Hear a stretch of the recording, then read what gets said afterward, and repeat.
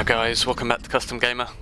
My name is Daz. Today we're going to have a look at a game called Warframe by Digital Extremes. This is a third-person shooter, and it's kind of a mix between, I would have to say Diablo, Mass Effect, and perhaps Borderlands. I think that covers just about all my bases. What it really boils down to is fast-paced combat in kind of randomly generated environments. So as you can see here, there's different tile sets you can have for each randomly generated map, and these all kind of interconnect in different levels, and eventually you will learn how all the different tile sets look and kind of the layouts.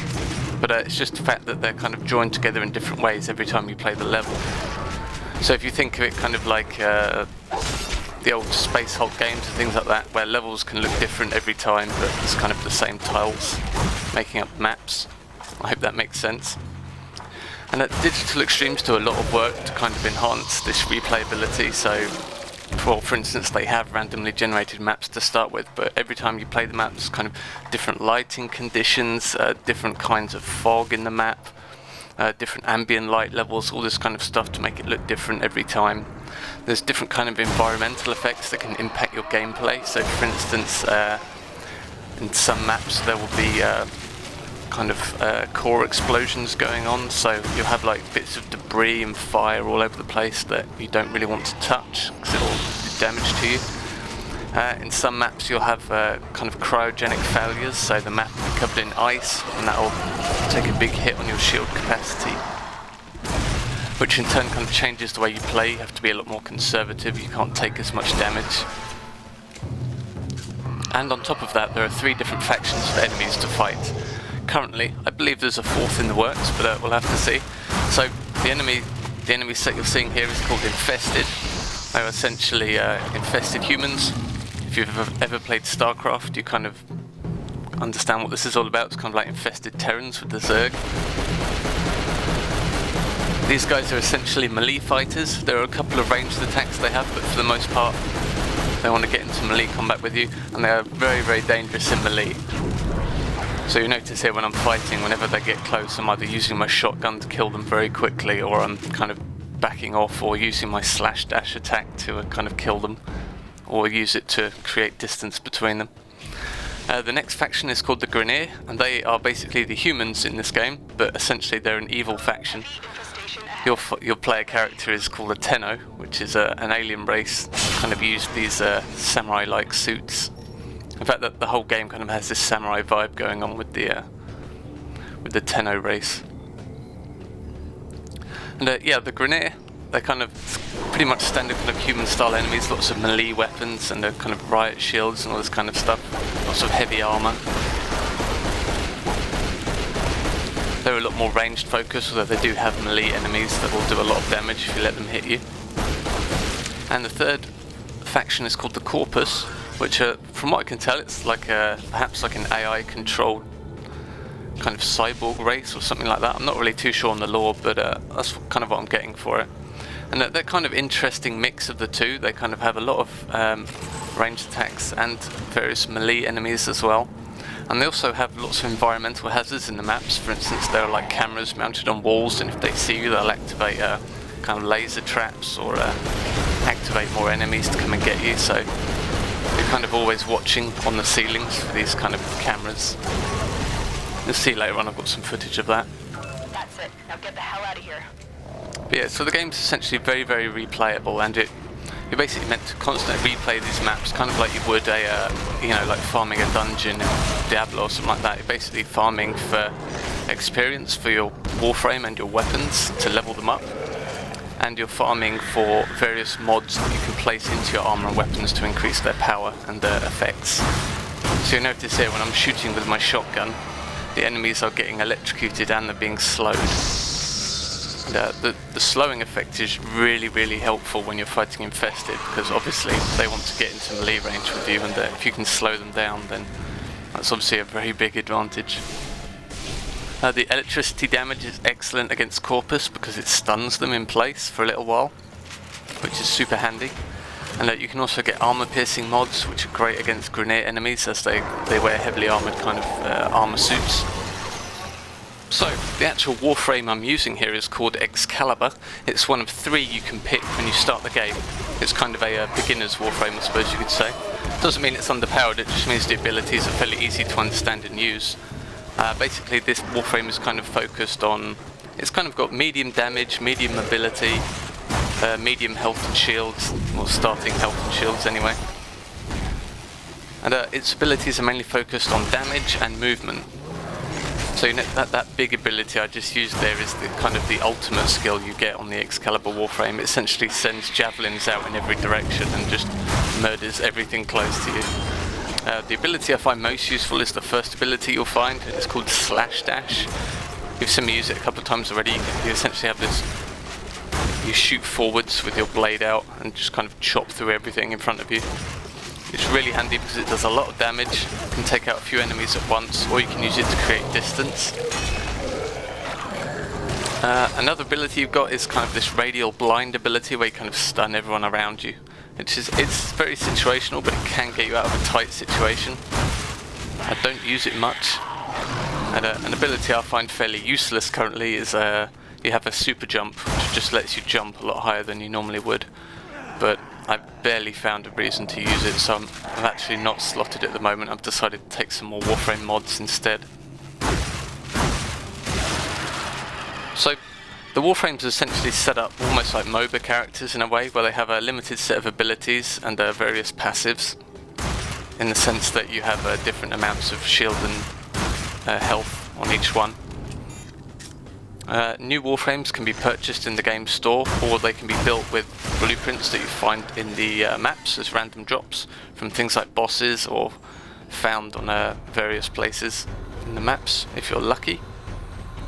Now, which I suppose brings me neatly onto the payment model for this game. So it is free to play, and if you're worried about the pay-to-win aspect, it's not really an issue. It kind of follows the same kind of principles as a game like PlanetSide, where you can unlock just about everything with just by playing the game, and by spending your time rather than your money. Or you can just pay money and unlock things like guns and Warframes instantly. But again, all the things like the Warframe and ability mods and suit mods, weapon mods, that all has to be earned in-game. You can't buy that with money, which is good because that's like the main progression curve in the game, is upgrading all your mods with new versions. I've got some footage of that coming up, so I can show you how it works in a moment. And you can buy things with cash, like extra Warframe slots. You can have more Warframes on your account. The default is 2, so you start off with 1, you can unlock another one without having to pay anything. And I think it's something like perhaps 6 weapon slots, maybe 8, but you can buy extra weapon slots when you unlock things like that. So let's talk about graphics and performance for a minute, because this is something that really surprised me with this game. It looks fantastic. The sci-fi environments are really, really detailed, and there's some fantastic effects which you might not really pick up on in a YouTube video, but there's kind of like real-time reflections on the walls and floor and things like that. It's really, really nicely done. And something you probably have noticed over and over again are the particle effects in this game. It uses the new NVIDIA Apex effects, which you may or may not have heard about. I believe it's the same system that Unreal Engine 4 is using for its particle effects. You'll notice they're extremely high fidelity. There's literally thousands and thousands of particle effects used in all these different effects, and it's really, really nice to look at. Now, for the most part, I was kind of worried that they'll kind of get in the way of the gameplay, but they're actually very tastefully done. It feels pretty good. And the great thing is, on the GTX 460, it runs at 60 FPS pretty much no matter what, which is frankly incredible in my opinion. So I've been having a lot of fun with it, and that's with everything cranked up on max as well, so performance shouldn't be a problem for you. Alright, so let's start digging down into the kind of Warframe setup and mods and everything like that. So you can see here, when you click the Arsenal button, it brings up all your weapons and your Warframe abilities and your inventory and mods and all that kind of good stuff. As you can see here, I've got a Strum, which is a shotgun, the Lato Vandal, which is a special beta tester pistol. And here's the mod system. So it's essentially based on cards. Think of it like Magic the Gathering. So you're collecting cards from enemies in the levels. And these cards can be abilities, they can be Warframe mods, and they can be weapon mods. So you can see here, I've equipped various different things to enhance the abilities of my Warframe. Each card has a number cost associated with it, which you can see in the kind of corner of the card there. And you'll notice I've got that little bar above the equipped cards tells you how much energy you have on your Warframe to spend. And the cards cost a certain amount of energy to slot. And the more you upgrade the cards, the more energy they cost. So you can see here, these are all the different cards I've got. You can kind of sort them all by name and type and everything. The sorting is it's a little bit bad at the moment. I really wish there was a text box where you could just search just by typing in the name of the mods you were looking for. Yeah, it's not very easy to find stuff you're looking for at the moment. But, you know, beta is beta. Hopefully they'll work on this a bit more. So you can see there's loads and loads of different cards you can collect. And when you get them, they're kind of unupgraded versions. And the way you upgrade is there's lots of different ways. You can either combine duplicate cards together, which will kind of upgrade them to the next rank. And then, of course, the more upgraded a card is, you need to fuse that with a card of the same upgrade or multiple cards of lower upgrades. So you can see here I'm kind of combining two 5% ammo maximums into one 10% ammo maximum, which costs a small amount of money to do as well. Not really an issue in the game until you start getting to very high level upgraded cards and it starts getting very expensive. But yeah, that's essentially how the upgrade system works. A lot of players I've seen have been complaining a little bit about the cost of fusing kind of high ranked cards. I'm not quite there yet, but I have noticed it getting a little bit expensive with some of my mods. But yeah, I can't really comment either way at the moment because I've been able to afford just about everything. So all these fusion cores you're seeing here, these essentially act as things you can fuse with cards as well. You'll notice here when I use these fusion cores, the bar on the corner of the continuity card is going up, which essentially shows the progress towards the next level of upgrade. So you can use fusion cores if you don't have duplicates. It uses a little bit more money to use fusion cores, but that's a valid choice there. So essentially this is how you build out your character. So you're choosing mods for your weapons and Warframe, and there's a lot of choice and wiggle room depending on your playstyle. I generally like to move fast, get in and out, kind of hit and run. That's why I use a shotgun. So you notice here on my shotgun, I've basically got all the damage mods on it because I just want to get in, do as much damage as I can, and then get out. And some of these mods are rarer than others. One of the biggest problems I've had with this mod system actually is finding the shield capacity and health boost upgrades, which are like some of the most critical upgrades you will want to find in the game to actually upgrade your survivability. And those mods are fairly rare. It might take you a while to actually find them. And when you do, you want to be upgrading them with fusion cores and duplicates as fast as you can, so that they will help the most. So you can see here, this is the store. So you can see the blueprints you can buy with in-game currency, which is the blue coloured text. And everything else is paid for with platinum, which is the premium currency. So everything that I can't currently buy with in-game currency, you can craft with blueprints. So these are fairly decent prices actually. It may look like a lot of in-game currency, but it's not really going to take you a lot of time to save up this kind of money. Unless you're spending it all on kind of card upgrades, which I wouldn't blame you. But there's a lot of variety here in melee weapons and assault weapons. The actual starting rifle you get is actually very, very good, so I wouldn't worry too much about upgrading a weapon straight off the bat, because the starting rifle is actually very nice. Here's the foundry, this is where you start crafting things with blueprints you found. So you can see here it tells you all the things you need to craft. And you can pick all this stuff up in the maps by like opening lockers and destroying bins and things like that. Even a few enemies will drop stuff like this as well. Once you have all the items in your inventory, you can start crafting the item, and as you can see, it takes 12 hours to build. You can pay some platinum to have it done quicker, but I'm pretty casual in this game, so I'm not really too worried about waiting. And you can see here I've got various Warframe blueprints. So you can see here I've got the blueprint for an Ember Warframe, which is a type of Warframe you can use. And in order to build that, I need the 3 different blueprints which actually drop in the maps. So you can see here I've got the helmet and the chassis. I just need to find the systems blueprint for the Ember, then I can start crafting them all and get my Warframe without actually spending a penny, which is great. Alright, so let's talk a little bit more about the game itself and how it's structured. So in this map I'm fighting against Corpus, so you can have a look at a different enemy type. This map is using the same tile set as the first map you saw, although you can see the ambience is slightly changed. There's a slightly more of a blue tint to everything. This is generally because Corpus maps are generally very clean. It's kind of got this very kind of robotic, kind of clinical vibe to them. You see the Corpus kind of have converted kind of shipmates, which is quite ominous. Then you have these kind of not tripods, but kind of 2-legged walker robots.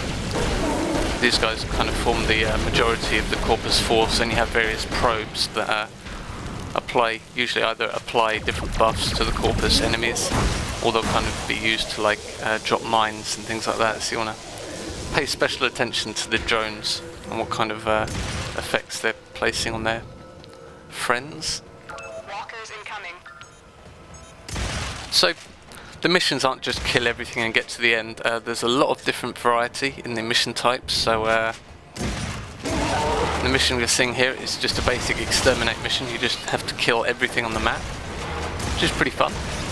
There's also missions like the first one you saw in the footage, where I had to retrieve an artifact and bring it to the exit.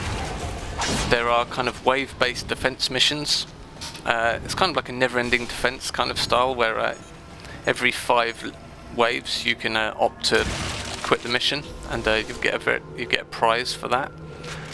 The more waves you survive, the better the prize will get, but obviously the tougher it gets as well. So you can just keep on going and get much better rewards at the end if you're good enough. Then there's kind of prisoner extraction missions, where you have to actually rescue an NPC prisoner from a jail cell, take him back to the start. I was quite worried that these missions would be super annoying, with kind of an AI prisoner just getting in the way and getting himself killed all the time, but it's actually not like that at all. It's very, very easy to keep him alive. He generally just kind of stays back out of harm's way until you've cleared everything, and then we'll kind of follow you onwards. So that's not really a problem. And then there's missions where you have to destroy mining equipment or other objects in the map. There's a lot of variety. Basically, there's lots and lots of different mission types. And again, with the randomly generated nature of all the levels, it just adds a lot to replayability, which is, I guess, is the main goal here.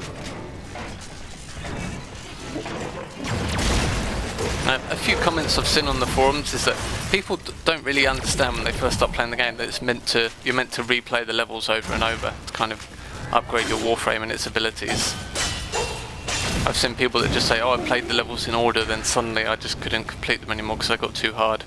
This is because there's kind of a ranking based progression system where the levels are going to get harder and harder, and the levels will upgrade their levels and get tougher. All the enemies will have more hit points and do more damage, so you need to be constantly upgrading your mods and Warframe abilities in order to keep progressing. So it's very much like Diablo and other kind of action RPG games in that respect.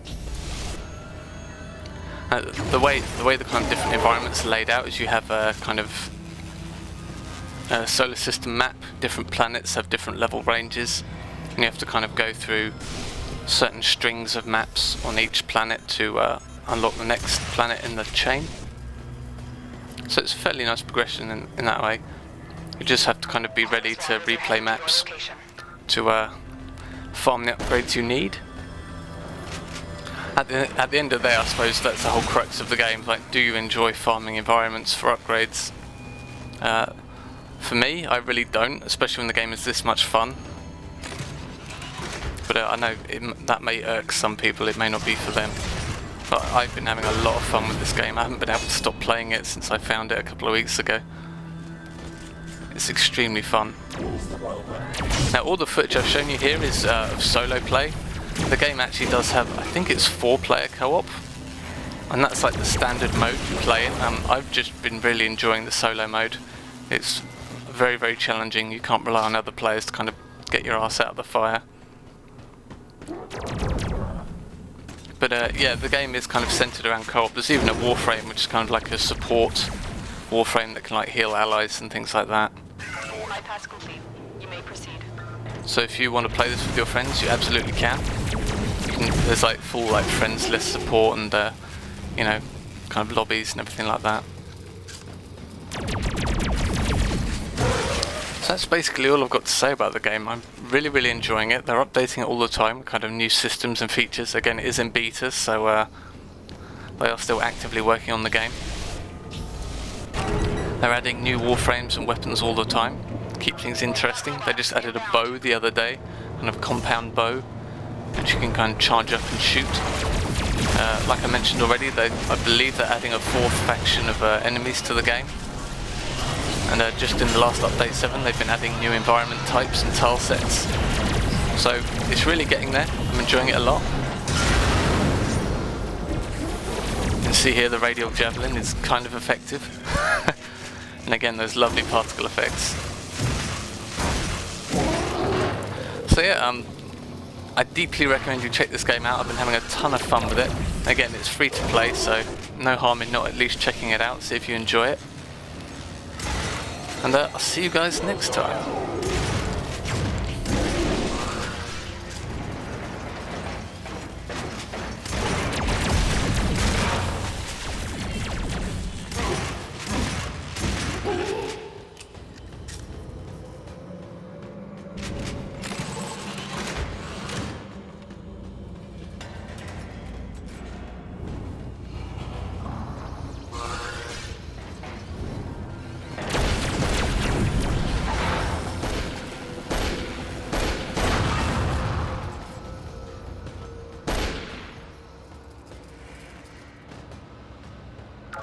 Robotic signature detected. Lock and load.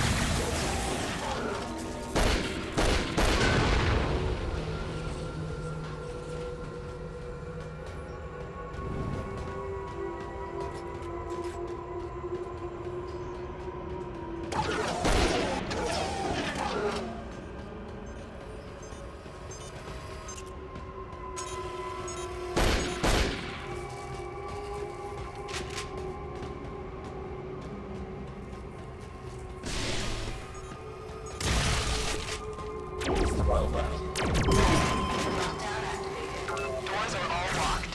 Time to break in.